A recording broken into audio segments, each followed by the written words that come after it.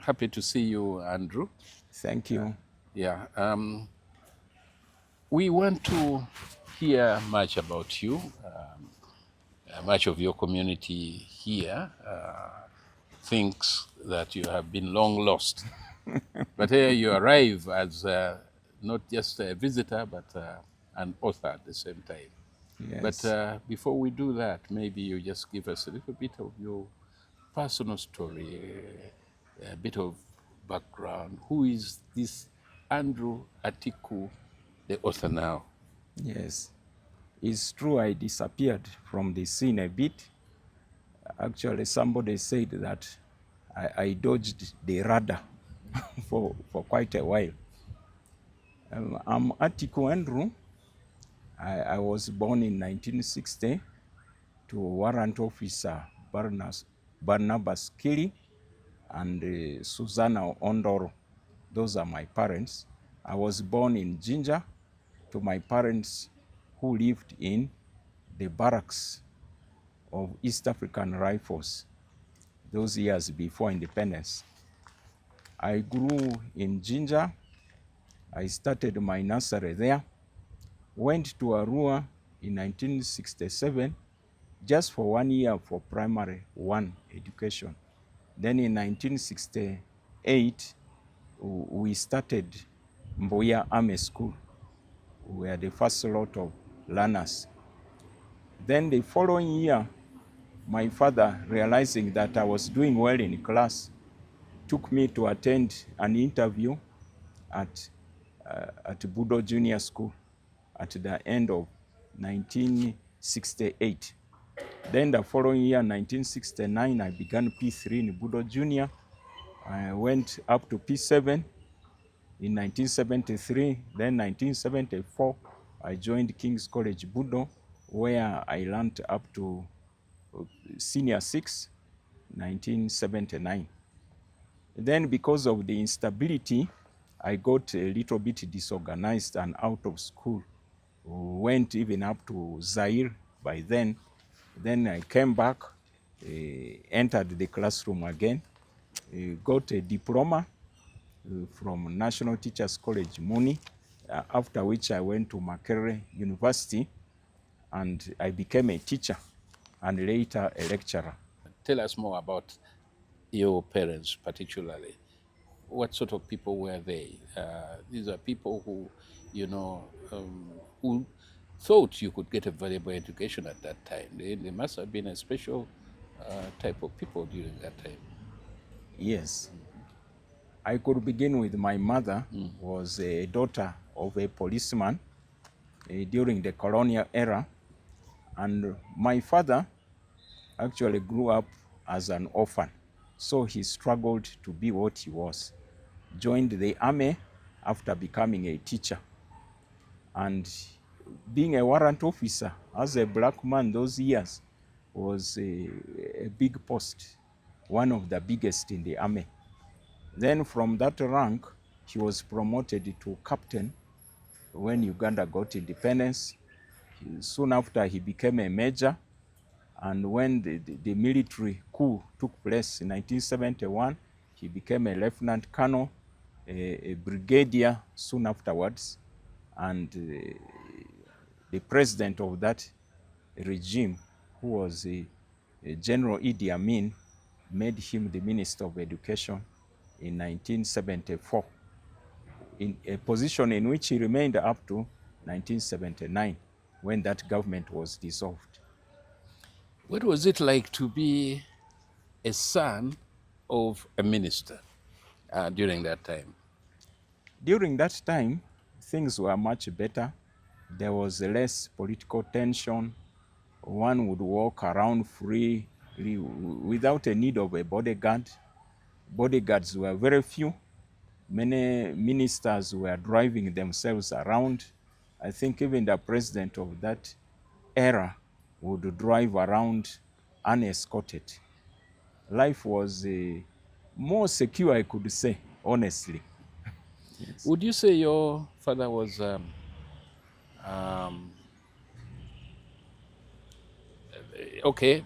He was enlightened enough to become the minister of education.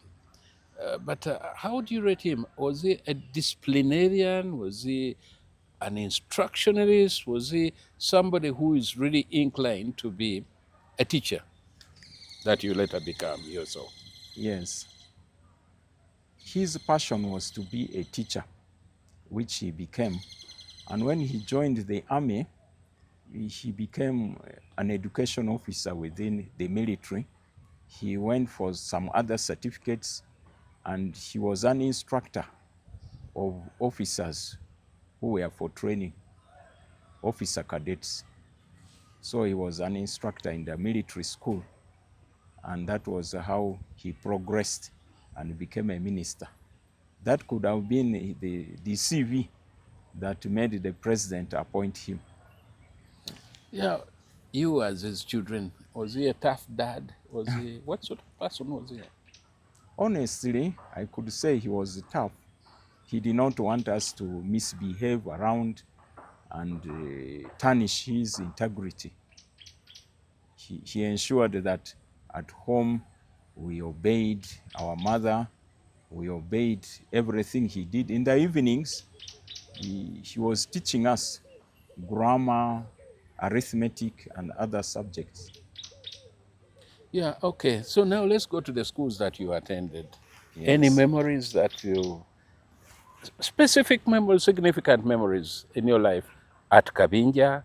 If you can go back to the army school, for instance, we could take it from there. Yes. School life was very vivid. I remember in the army school, though we were few P1 and P2, the teachers were very good. They taught us very good handwriting. You would not know they were soldiers. You would think they are like any other teacher. And there was a lot of discipline. Corporal punishment by then was not considered negative.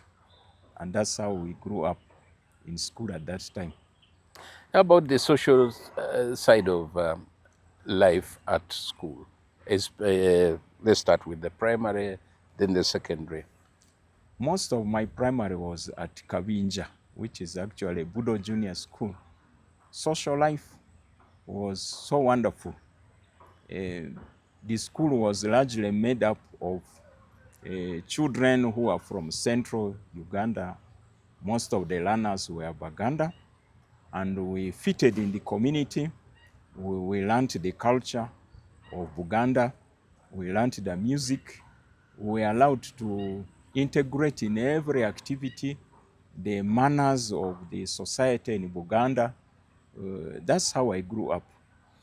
Now, weren't you, because this is going to be of significance as we review the book, Yes.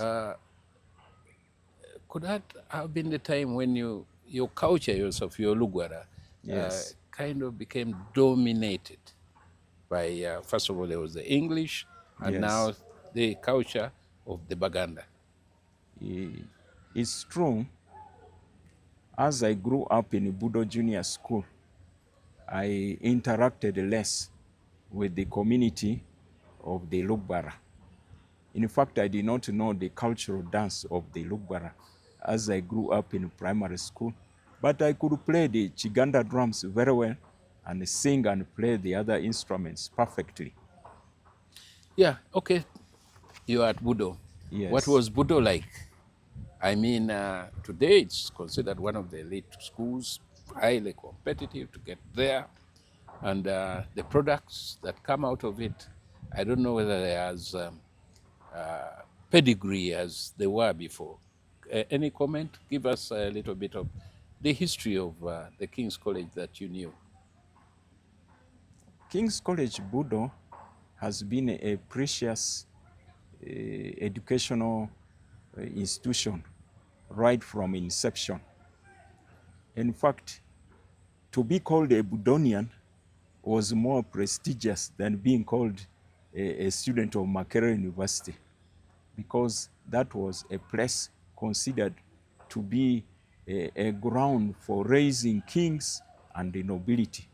And on ground, the school teachers, the matrons at the primary school ensured that every child grew up accomplished, and they gave all-round education, not only academics, but socially they polished us. And I believe up to now, much of that still holds. Because when I went recently to Budo Junior School and interacted with the staff, I discovered that they have maintained the status quo almost 100%. There was a school band at King's College Budo, of which you were a member. Yes. Going back in history, you were talking about a holistic education. Tell us about that experience and what you think it added onto who you were today. Yes. When I was in Budo Junior, I excelled in football. But when I entered Senior 1 in King's College Budo, my interest got diverted to music and drama. And much of the time, I polished my skills in music. I became a guitarist, and I was a member of the band for about 5 years. And I don't regret it, because it built a foundation of music in me. And up to today, I still play the guitar, and I'm training the trumpeters in West Nile Diocese. Recently, I went to UK, and that was on the ticket of music. And I played music with the Salvational Band of Worcester City when I was there. Well, there's the attitude today and even before that going into music for school-going children is one way of corrupting them and leading into the kind of wayward young people or life, a life of drugs, a life of substance abuse. Yes. Any comment about that? Well, that blanket assumption has always been in place. It depends on the learner himself or herself. You can participate in music and still remain an innocent child. You can be a musician and decide to go astray as the black sheep. Interesting. Yes. Yeah, so now let's go to your progress academically. Yes. You talked about life after secondary school. Yes. It was interrupted. Yes. Tell us about this interruption. Yes, we know that it was a political time. Your dad was a minister serving a government that was deposed. Yes. How was it like in the period that occurred? How did it affect you, your family, especially whenever there is what we call regime change? Yes. All over Africa, regime change is always chaotic. There is a lot of mob action. There is total anarchy for a month or more. So from 1978, reaching a climax in 1979, the whole country of Uganda was politically overturned. Everyone had to flee for life. And for us who were in families that were considered to be in highly placed positions, that time had to leave the country. Others ran as far as Saudi Arabia, Libya, and for us, we moved to the neighboring country of Congo. But of course, that affected us because Congo, which was called Zaire, had a different education system, and we could not fit there easily. It means we suspended education a bit and came back and caught up in Uganda. But the wonderful thing about education, even if you are stagnant for 1 year or two, you can come back and catch up with your colleagues and former classmates. What was it like, life in exile, for your family and for yourself as children, and for the community generally? Yes, I could say exile had two sides, or like of a coin. There was the negativity where people suffered from poverty, they lost their property. There was that insecurity and low esteem because being a refugee, you are a totally nobody. But the positivity was that people learned what life was. There were people who thought they were so great, they would remain great. But we all learned that you can become a nobody just in a flash. Yeah, so you're back and you are at Makerere University. Yes. And you're learning. Why did you decide to go into teaching? Teaching has been my desire right from childhood. When I was in Kabinja, I used to admire the headmaster, who was a white man called Mr. Horok Richard, and then Mr. Chigundu came in briefly when I was there. We had very good teachers like Mr. Semveo, Miss Semakula, who taught us good English and the tenses, Mr. Serwada, who was well known for corporal punishment, and many others who made us what we are. Yeah, talking about corporal punishment and the new developments of these times, where corporal punishment is considered criminal. Any comment as a teacher? As a teacher, especially with your background, daddy, and yes. Yes, corporal punishment is very difficult to administer fairly because emotionally you may be tempted to punish excessively. And you never know the health conditions of a child. You may cane a sick child and then the child collapses or even he dies. Those are huge risks for the teacher. Yes. About psychologically, the psychological effect on the child? On the child, the feeling of inferiority comes in. Intimidation makes a child fearful, and learning cannot take place effectively. A teacher becomes a monster for the learner, not a friend and a parent. Yeah, so we can now go to your career as a teacher. Yes. After studying at Makerere.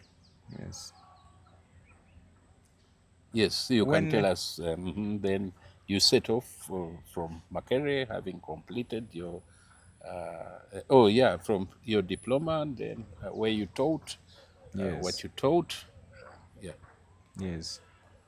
When I got the diploma, I started teaching literature straight away because that was the subject I admired most. And when I went for further studies, I specialized in literature.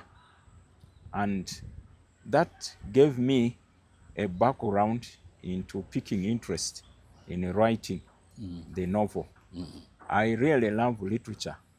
If I lived a second life on earth, I would not go for any other subject as my major. I would still come back for literature in English. Even now, when people who've read mathematics and physics are being 5 times rewarded better than the ones who've done literature, the arts. Yes. You know, there's the new debate that the arts are not as value as compared to the sciences. Yes. Yes. Of course, it hurts when you do the same amount of work in an institution and somebody is earning 6 times what you are earning, and probably you are earning less than his pay as you earn. But the reality is, at the end of the day, God sustains you equally.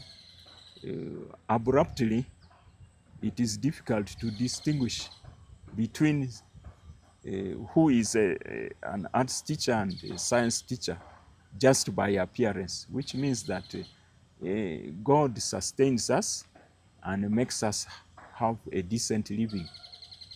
And also with the arts, if that is your calling, you can never be happy when you force yourself to go for mathematics or the sciences, and vice versa. So the best is for every learner to go for their area of interest and ability. And we pray that the country treats teachers more fairly in the future. Yeah, now, for instance, one would ask the value of literature to a community like ours, a developing community. Yes. Literature promotes creativity, it broadens the mind, it makes us know cultures globally. If you went to China, you would not get stranded because you have already read about the Chinese through literature. And the literature improves the language, which is important even for a scientist, because if you cannot communicate, you cannot teach more students to become scientists. So the literature is actually the most important subject in a country. Thank you. So now you sit down, then you decide to write a book. Yes. When did you actually say that I should sit down and write a book? Does everybody who does literature write books? Very few who do literature write books. Most become analysts, most become critics and appreciate what others have written. But a few do write. It's more of a gift and hard work too. Yeah, so now looking at your book, Mountain of Strife. When did it strike you that I should write this book? In the year 2019, when the world was closed down because of COVID, we were staying at home doing almost nothing. So I developed the interest of doing something instead of suffering from boredom. So I decided to begin writing a novel. Different titles came in my mind, but the purpose of writing was to expose the culture in which I was living, which is the LUGBARA culture. I discovered that there was very little literature in written form about the LUGBARA people. When I was in Budo Junior School, there were many books written already in Luganda about the Baganda, like Zinunuro Munako and others. But among the LUGBARA, there was nothing. So I thought I could pioneer the writing of books about the LUGBARA peoples so that the world knows more about them. Yeah, first of all, tell us the story of the book that you decided to write, Mountain of Strife. Briefly, just a synopsis. Yes, Mountain of Strife is about the unfortunate chaotic nature of society. You'll find that there are fights. Some of the fights are small, between siblings, between wives, between parents, father and mother, between clans, and bigger ethnic communities. And much of it is on Mountain Iti, although the world knows it as Wati, but the real name is Mount Iti. There is a clan on that mountain which went through strife, and the same strife occurred in the other clans among the LUGBARA community and elsewhere in the world. I believe even in Buganda, there were fights here and there. The Arabs came in, there were fights, the colonialists came in, and there were many other wars all over the globe. So the strife is not only limited to Mount Iti, but it is symbolic. It covers the entire globe. Yeah, so this book, you said, of course, you are writing it so that the world could know about the world you're talking about. Yes. Did you have any particular target audience or readership for this book? Yes. One of them is the youth. Many of the youth have not learnt enough history of themselves. In the past, elders used to gather the youth, especially the adolescents, and tell fireplace stories. And every child knew the stories by heart. It was never written. And in the stories, there was the history of the clan. So that is lacking nowadays. I felt this book could step in and do that. And there were the Belgians who came to West Nile and other parts of Congo. We actually belonged to Congo that time under King Leopold. Much of what happened there has not been written in history books. I thought this book could expose objectively what occurred. But this book is written as a novel. Yes. But then it looks like you are talking about facts, factual things that actually did happen. Yes. Isn't it more of a history book? It is a semi-fiction, but the historical setting is within the history of the region. I felt some of the events could be brought almost as they were, instead of covering up. And that will help a learner or a reader know both the culture and the history. Okay, tell us some aspects of culture. You've talked about strife, of course. Yes. You've also talked about living together. Yes. Yeah, what aspects of culture are poignant here? Yes. That you bring out in your book? There is conflict resolution. When there is separation in marriage, how do the elders solve it? How does the community solve it? If an adolescent boy intends to marry, how does he do it within the culture? Then when a child is born, how is the child named? How is the child raised? What was the role of a girl in the culture? What was the role of a boy? And then we had those strifes of inter-clan wars. How did they take place? What provoked them? And so on. Yeah, there is also the narrative form that you choose. Yes. Fiction, Semi-fiction. over fiction, Yes. over the facts. Yes. Almost, one would call it a documentary. Yes. Yes. Why? Of course, you've already explained that these things actually happened and you want to talk about it. But Yes. Is there any aspect of this style that you thought really is so significant that you had to employ it? Yes, their uniqueness within the novel, Mountain of Strife, is although it is anthropological and it has got real life experiences mixed up with fiction, there is a clear protagonist who is born at the beginning of the story. He grows up within the LUGBARA culture.